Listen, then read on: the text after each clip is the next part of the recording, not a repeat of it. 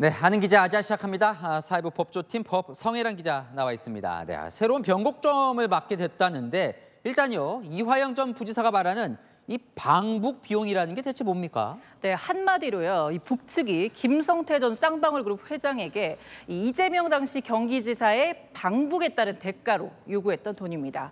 이 김 전 회장은 2019년 7월 필리핀 국제대회 당시에 북한의 대남 공작기관이죠. 이 국가안전보위부 소속의 리호남을 만났다고 하는데요.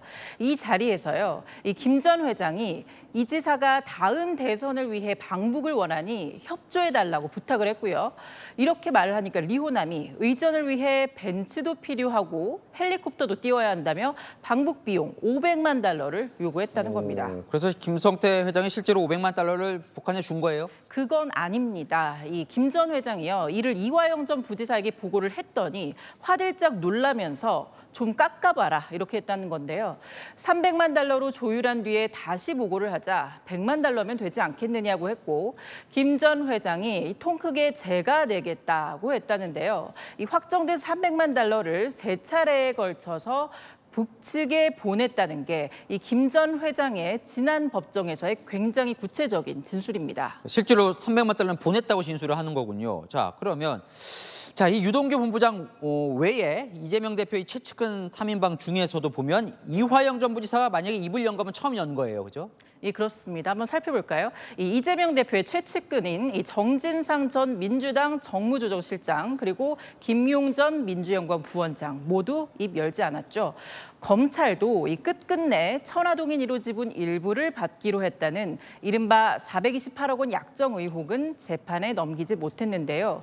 그런데 이 전 부지사가 이 쌍방울 그룹의 300만 달러 송금 사실을 이 대표에게 보고했다는 취지의 진술을 한 걸로 전해지면서 처음으로 최측근을 통한 수사가 탄력받는 것 아니냐는 관측도 나옵니다.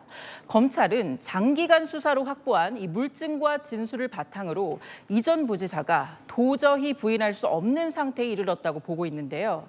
하지만 오늘 이 전 부지사의 배우자는요. 남편이 고립된 채로 극심한 압박을 받고 있다면서 민주당에 탄원서를 냈고요.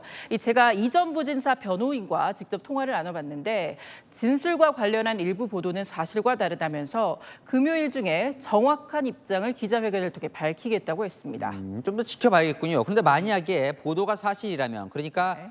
본인의 방북 비용을 김성태 회장이 대신 납부했다는 사실을 이재명 대표가 보고를 받았다면 네. 이재명 대표가 위험해지는 겁니까? 예, 맞습니다. 일단 북측에 건넨 걸로 알려진 액수가요. 적지 않습니다.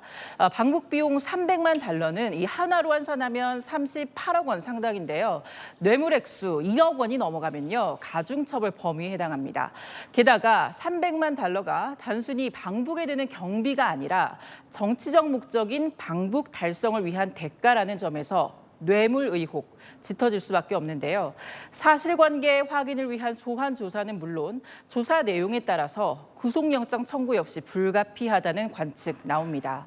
검찰도 이 전 부지사와 현재까지 나온 김 전 회장의 진술을 대조하면서 이 대표의 소환을 검토 중인 걸로 전해졌습니다. 근데 이재명 대표가 직접 돈을 받은 건 아니잖아요. 그래도 문제가 되나 보죠.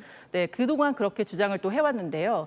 자신이 직접 받지 않았더라도 어떤 청탁과 대가가 오갔는지가 관건이 될 걸로 보입니다.